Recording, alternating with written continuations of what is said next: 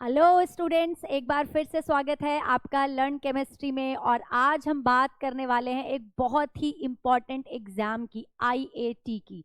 क्या होता है आईएटी, क्यों देते हैं इस एग्जाम को और इसके लिए क्या एलिजिबिलिटी क्राइटेरिया है, वो सब हम डिटेल में डिस्कस करेंगे।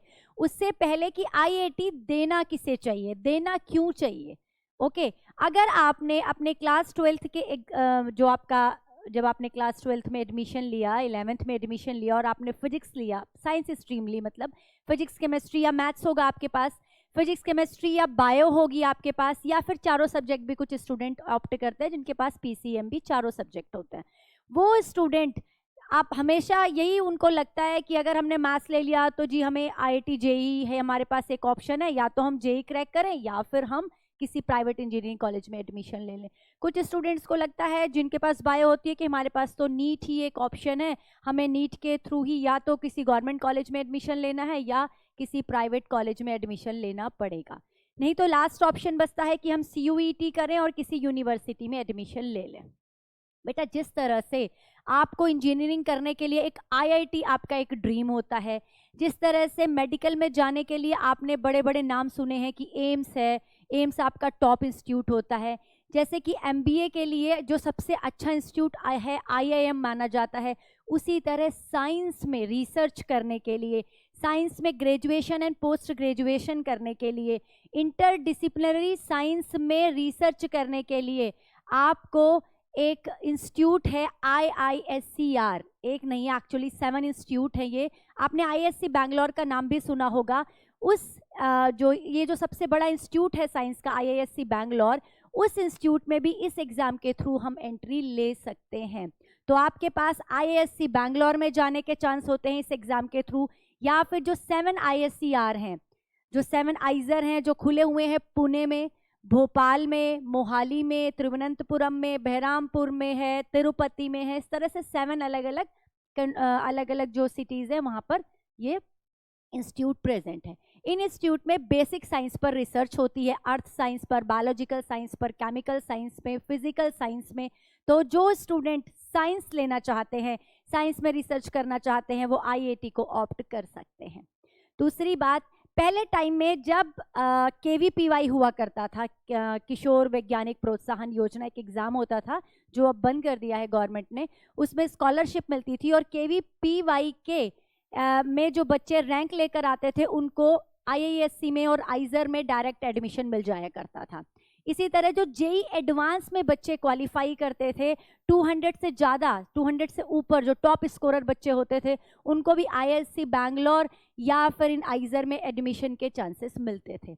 लेकिन अब ये दोनों ही चीज़ें हट गई हैं, आप इनके थ्रू ऑप्ट नहीं कर सकते आइजर को या आईएससी को। अब एक अलग से ये जो एग्ज़ाम है आईएटी, केवल इसी एग्ज़ाम के थ्रू ही आप आइजर में, आईएससी में जा सकते हो। तो अब हम बात करते हैं ये आइजर क्या है, आईएटी क्या है और इसमें होता क्या है। देखिए, आईएटी की फुल फॉर्म है IISER aptitude test, right. IISER मैंने जैसे आपको बताया कि ये वो 7 इंस्टीट्यूट है जो गवर्नमेंट ऑफ इंडिया ने बेसिक साइंस में रिसर्च करने के लिए बनाए हैं। आइजर की फुल फॉर्म होती है Indian institute of science education and research. ये 7 इंस्टीट्यूट हैं, जैसे आइजर भोपाल आपने नाम सुना होगा, आइजर तिरुवनंतपुरम आपने नाम सुना होगा, आइजर पटना है, आइजर मोहाली है, आइजर बहरामपुर है और एक्सेट्रा, राइट।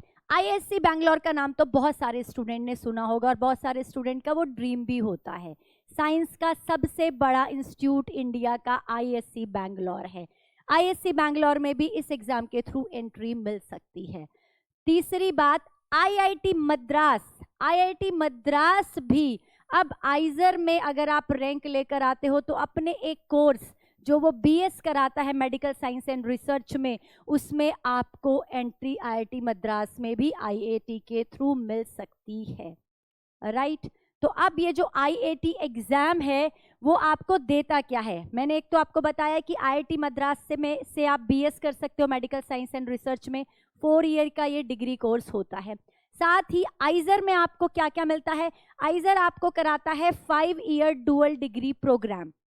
मतलब क्लास 12th के बाद आपने आईआईटी दिया, आइजर में आपने एंट्री ली, ग्रेजुएशन भी वहीं से हो जाएगा, पोस्ट ग्रेजुएशन भी वहीं से होगा, डुअल डिग्री प्रोग्राम होगा, BS MS प्रोग्राम इसको कहते हैं। आपको पोस्ट ग्रेजुएशन के लिए अलग से किसी इंस्टीट्यूट के लिए एग्जाम नहीं देना होगा। एक बार एग्जाम दिया 12th के बाद आप पोस्ट ग्रेजुएट होकर निकलोगे बेटा, ठीक है। तो BS MS की ये डिग्री प्रोवाइड करता है। साथ में एक और 4 ईयर का BS in engineering science and economic science, ये स्पेशली मिलता है आपको आइजर भोपाल से। अगर आप आइजर भोपाल को ऑप्ट करते हो, आपकी रैंक इस तरह से आती है कि आपको आइजर भोपाल मिल रहा है और आप सिर्फ 4 ईयर का BS करना चाहते हो इंजीनियरिंग साइंस में या फिर इकोनॉमिक साइंस में, तो आप आइजर भोपाल को ऑप्ट कर सकते हो। तो यहाँ पर आपने को क्या क्या पता चला, एक तो 7 आइजर हैं, एक एग्जाम है IAT के थ्रू आप 7 आइजर में एंट्री ले सकते हो, जो आपको 5 ईयर डुअल डिग्री प्रोग्राम कराते हैं, BS MS कराते हैं। साथ ही आप IIT मद्रास में एंट्री ले सकते हो, जो आपको कराता है BS in medical and engineering research. तीसरी चीज, 4 ईयर का इंजीनियरिंग साइंस में या फिर इकोनॉमिक साइंस में आपको 4 ईयर का BS कराता है आइजर भोपाल, और IISc बैंगलोर में भी इसके थ्रू एंट्री होती है। तो हमने ये की IAT की बात। अब मैम आपने इतनी सारी कहानी तो सुना दी, लेकिन ये IAT एग्जाम देगा कौन, एलिजिबिलिटी क्राइटेरिया क्या होता है इसका बेटा? एलिजिबिलिटी क्राइटेरिया वही है, क्लास 12th में आप हो या आप उसको क्लियर कर चुके हो, 60% एग्रीगेट आपके मार्क्स होने चाहिए क्लास 12th में। तो क्लास 12th में अगर आप इस साल अपीयर कर रहे हो तो आप एग्जाम के लिए एलिजिबल हो 2024 में। अगर आपने लास्ट ईयर एग्जाम दिया था या उससे भी पहले 2022 में दिया था, वो स्टूडेंट भी एलिजिबल हैं इस साल के IAT 2024 के लिए। तो ड्रॉपर और जो उससे पहले वाले जो ड्रॉपर हैं 2022, 2023 और 2024 में जिन्होंने क्लास 12th का एग्जाम दिया है और 60% मार्क्स से उसको पास किया है, वो ये एग्जाम दे सकते हैं। अगर ये जो मिनिमम स्कोर है 60% एग्रीगेट बेटा, ये आपका जो जनरल कैंडिडेट है, OBC हैं और EWS हैं उनके लिए है, लेकिन जो SC ST कैटेगरी है उनके लिए ये 55% है। ओके, अब एक और इम्पॉर्टेंट बात, कोई भी क्लास 12th का स्टूडेंट नहीं देगा साइंस स्ट्रीम वाले जिनके पास फिजिक्स, केमिस्ट्री, मैथ्स या बायो में से या तो चारों सब्जेक्ट हो या इनमें से कोई 3 सब्जेक्ट हो, मतलब 3 सब्जेक्ट मैंडेटरी हैं। PCMB में से 3 सब्जेक्ट आपके पास होने चाहिए इन क्लास 12th, तो आप एलिजिबल हैं फॉर दिस एग्जाम। अब ये एग्जाम होता क्या है और होगा कब?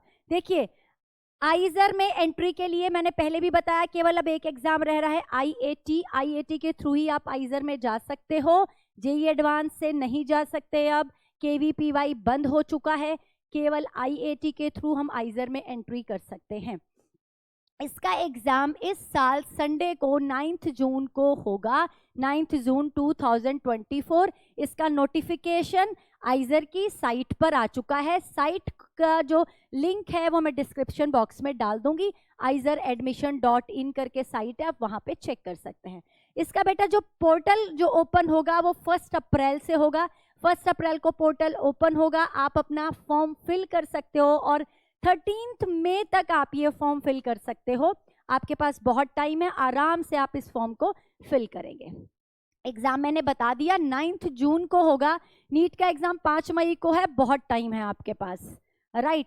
आप कुछ बच्चे ये सोच रहे होंगे कि यहाँ पर आएगा क्या एग्जाम में, उसकी बात भी करेंगे। अभी पहले हम बात कर लेते हैं एप्लीकेशन फी की। जो एप्लीकेशन फी है वो 2000 रुपीज़ है जनरल, OBC और EWS कैटेगरी के लिए, और 1000 रुपीज़ है SC ST PWD और कश्मीरी माइग्रेंट के लिए। ये जो फी है एग्जाम की वो 1000 रुपये है, राइट। आपको ये ऑनलाइन फॉर्म फिल करना है। एग्जाम आपका कंप्यूटर बेस्ड एग्जाम होगा ये, ठीक है। आपको जो एडमिट कार्ड मिलेगा उसमें जो भी आप सिटी ऑप्ट करोगे एग्जाम को फॉर्म को फिल करते हुए, आपको वहां पर वो एग्जाम देने जाना होगा। कंप्यूटर बेस्ड एग्जाम होगा। अब ये एग्जाम में क्वेश्चंस कितने आएंगे बेटा? इस एग्जाम में 60 क्वेश्चंस आते हैं, और हाँ, इस एग्जाम में चारों सब्जेक्ट से क्वेश्चन आएंगे, फिजिक्स, केमिस्ट्री, मैथ्स, बायो, चारों सब्जेक्ट से क्वेश्चन आएंगे। 15-15 क्वेश्चन आएंगे हर एक सब्जेक्ट से। अब बच्चे परेशान हो जाते हैं कि मैम हमारे पास तो मैथ्स नहीं है, हमारे पास तो फिजिक्स है, केमिस्ट्री और बायो है, मैथ्स तो हमारे पास है नहीं, तो 15 नंबर तो हमारे गए। लेकिन पैनिक होने की जरूरत नहीं। अरे जिनके पास बायो नहीं है उनके भी तो नंबर जाएंगे ना, आप इतना क्यों सोच रहे हो। और दूसरी बात, आपका जो नीट का एग्जाम है वो 5 मई को है, ये एग्जाम 9 जून को है। थोड़ा बहुत मैथ्स तो आपने 10 तक पढ़ा है, कुछ क्वेश्चंस आप इसके प्रैक्टिस कर लेंगे तो आप वहां पर कर पाएंगे। इसी तरह जो मैथ्स वाले स्टूडेंट हैं वो बायो के कुछ क्वेश्चन थोड़े दिन देख लेंगे तो वो जो टॉपिक्स हैं उनको कवर कर लेंगे तो वो भी कर पाएंगे। ये हम तैयारी कहाँ से करेंगे ये भी हम बात करेंगे।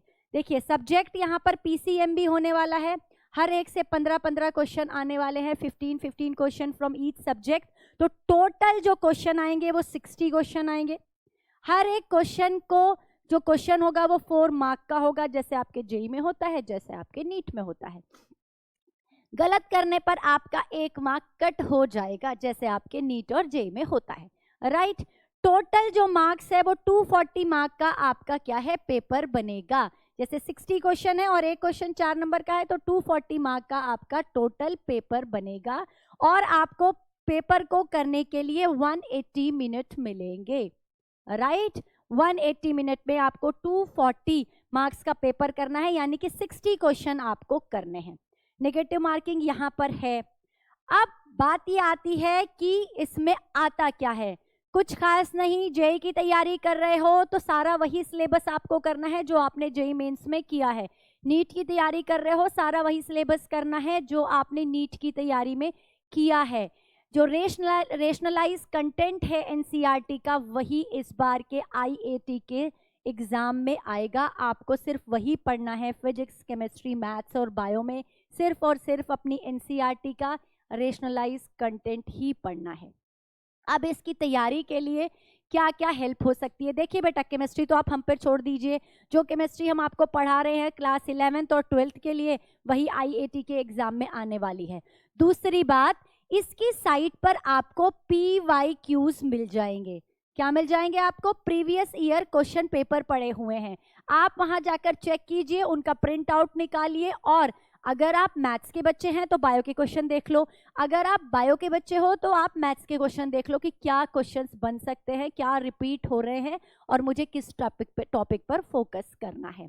दूसरी बात, ये काम अभी नहीं करना है, अपने 3 सब्जेक्ट तो आप अपने जो आपका टारगेट है, जो आप जेई का एग्जाम दे रहे हो या फिर आप नीट का एग्जाम दे रहे हो, जो जिसके लिए आप तैयारी कर रहे हो, 3 सब्जेक्ट तो वहाँ आपके तैयार हो रहे हैं, सिर्फ एक सब्जेक्ट के लिए करना है, वो आप बाद में करना जब आपके एग्जाम का आपका जो मेन एग्जाम है वो हो जाए, राइट। उसके बाद आपको टाइम मिलेगा, तब आप उस एक सब्जेक्ट के लिए परेशान होना, बाकी 3 सब्जेक्ट तो आपके चल ही रहे हैं, राइट। अब एक और चीज कि इसकी साइट पर जैसे ही पोर्टल ओपन होगा तभी बेटा मॉक टेस्ट भी ओपन हो जाएंगे, वहां पर मॉक टेस्ट भी दिए हुए होते हैं इसकी साइट पर, आप जाकर वो मॉक टेस्ट भी अटेम्प्ट कर सकते हैं। तो यहाँ पर सारी तैयारी की गई है आपकी हेल्प करने के लिए, इस साइट पर सारी इंफॉर्मेशन है, आपको मॉक टेस्ट भी प्रोवाइड करते हैं, ये आपको PYQs भी प्रोवाइड करते हैं और आपको एक पाथ देते हैं जिस पर से चलकर आप रिसर्च फील्ड में एंट्री कर सकते हो। और एक और बहुत अच्छी बात कि कुछ स्कॉलरशिप भी होती हैं जो स्टूडेंट यहाँ पर रहते हुए अवेल कर सकते हैं, इंस्पायर फेलोशिप वगैरह। तो आपका जितना खर्चा होता है वहाँ पर एजुकेशन में, उतनी आपको स्कॉलरशिप भी मिल जाती है। और रिसर्च करने के बाद आपके पास बहुत सारी अपॉर्चुनिटी इंडिया में और बाहर के देशों में भी होती हैं। तो ये बहुत इंपॉर्टेंट एग्जाम है आईएटी। आप अगर चाह रहे हो कि साइंस में कुछ करना तो आप इस फॉर्म को जरूर फिल करें।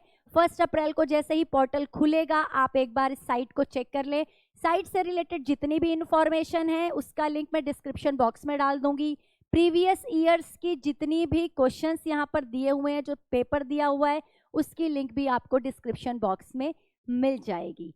तो बेटा अगर आप क्लास 12th के स्टूडेंट हैं और इस वीडियो को देख रहे हैं तो सेव कर लीजिए डेट को 1 अप्रैल।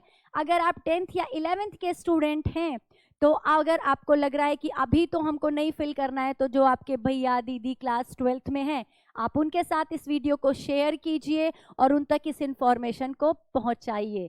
और इस तरह की और भी इंफॉर्मेशन को पाने के लिए और केमिस्ट्री पढ़ते रहने के लिए चैनल को सब्सक्राइब करना ना भूलें। तो पढ़ते रहिए और बढ़ते रहिए। Thank you so much.